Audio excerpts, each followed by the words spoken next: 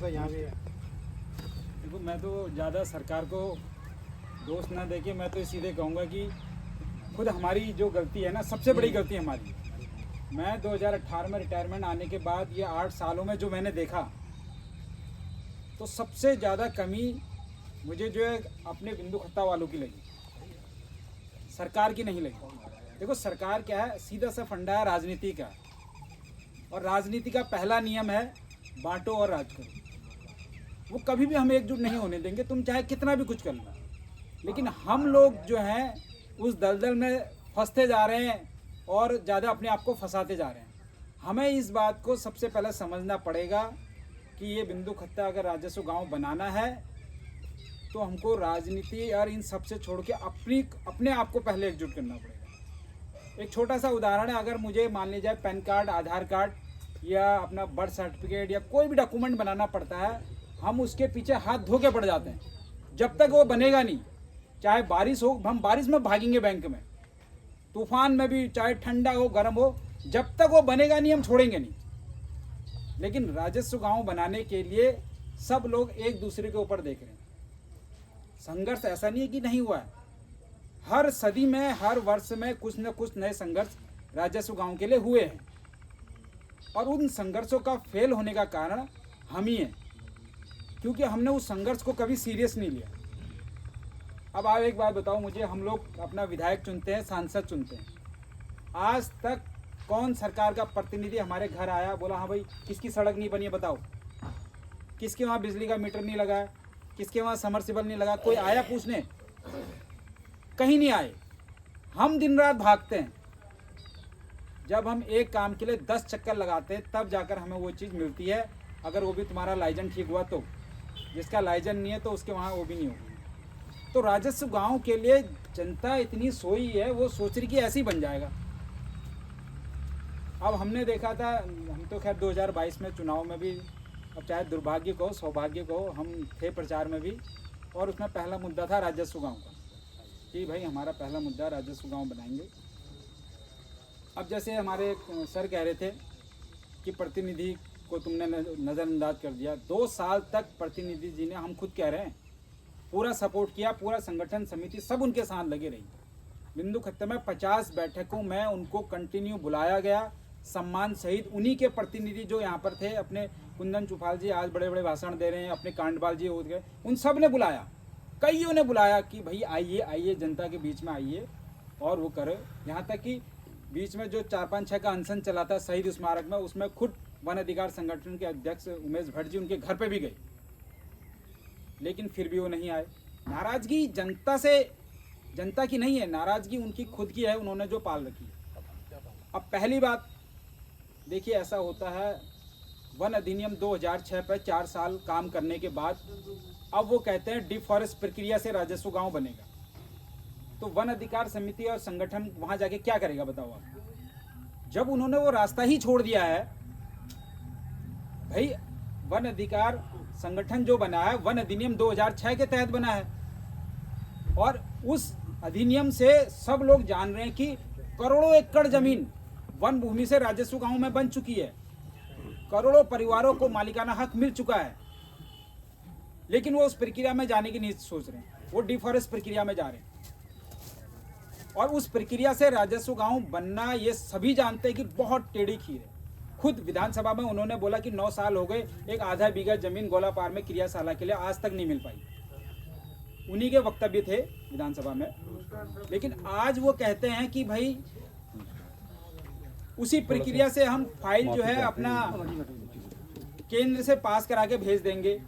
और हमारे गांव के लिए ये इतना बड़ा दुर्भाग्य है, ये गांव के लोग, हम लोग इस बात को समझ नहीं रहे। आज एक इतना अच्छा चांस है, वन अधिनियम 2006 से डीएलसी में हमारी फाइल स्वीकृत है। जो अपने सचिव हैं ऊपर देहरादून में, जो सचिव हैं, वो साफ कहते हैं कि अगर सरकार चाहे 2 घंटे के अंदर अधिसूचना जारी हो सकती है।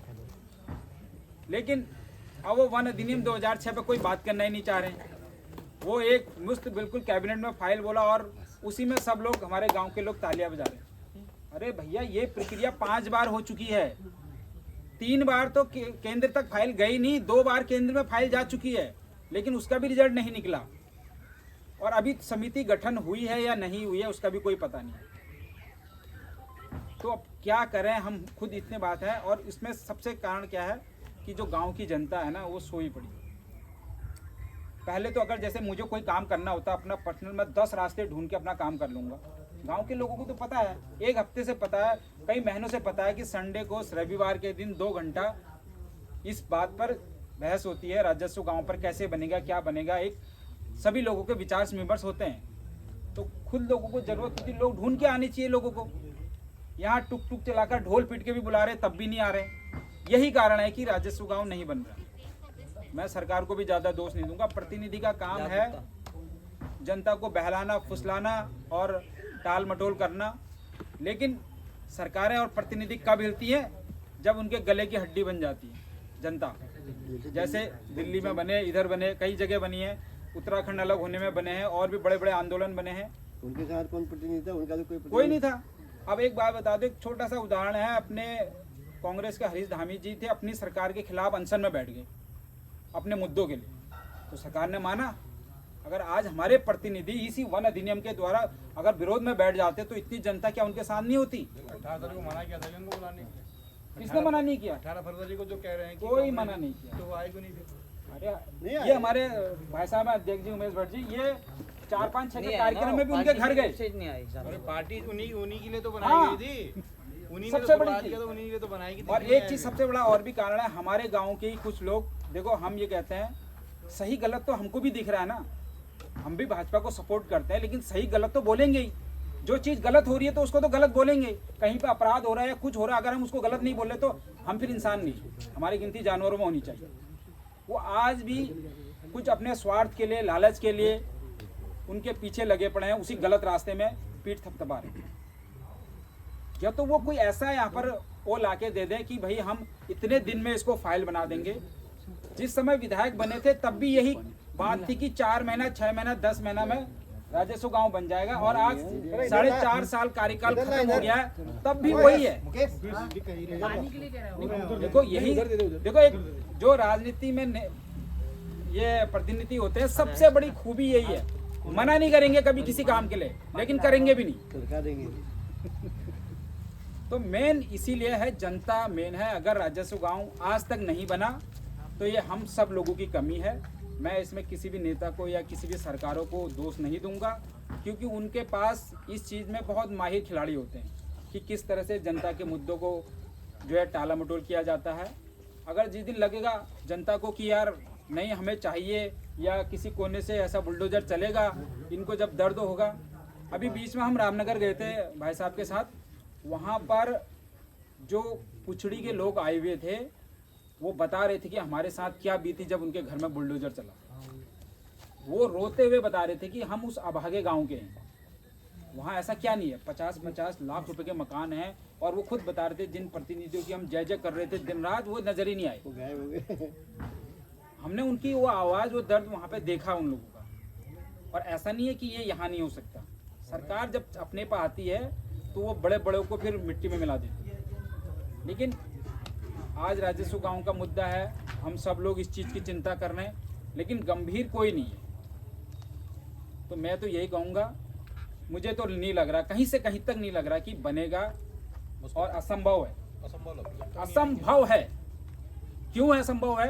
क्योंकि जनता सोई है, गांव वाले सोए हुए हैं, उनको ज़रूरत नहीं है। उनके लिए ज़रूरी है मुझे मार्केट जाना है, मुझे अपने बच्चों को लेकर वहाँ जाना है, मेरी ड्यूटी है, मेरा वो है, अपने 1000 बहाने हैं उनके। लेकिन जब लड़ने की बारी आई है, एकजुट होने की बारी आई है, वो पीछे हटे। और उसमें बहुत से राजनीतिकार लोगों का भी ये काम है। और गांव के लोग, जैसे भी आप कह रहे थे कि उमेश भट्ट जी कह रहे हैं, अरे वो तो राजनीति अपने नेता बनने के चक्कर में, जैसे बोला था ना अभी यहाँ पर से। देखिए ये भी एक प्रकार का प्रोपोगेंडा है। जब आदमी क्या करता है, जनता को तोड़ना चाहता है ना, वो यही बोलेगा। अब ये अपना काम धाम छोड़ छाड़ के हल्द्वानी से यहाँ आए हैं। बीच में इन्होंने कार्यक्रम थे तो 25-30 हज़ार रुपये का एक लड़का रखा था अपनी दुकान में कि तू वहाँ देख देना, मैं यहाँ ज़रा इस मुहिम में जो है वो करूँगा। अब जो राजनीति की कुर्सी में लेके बैठे हैं, पद में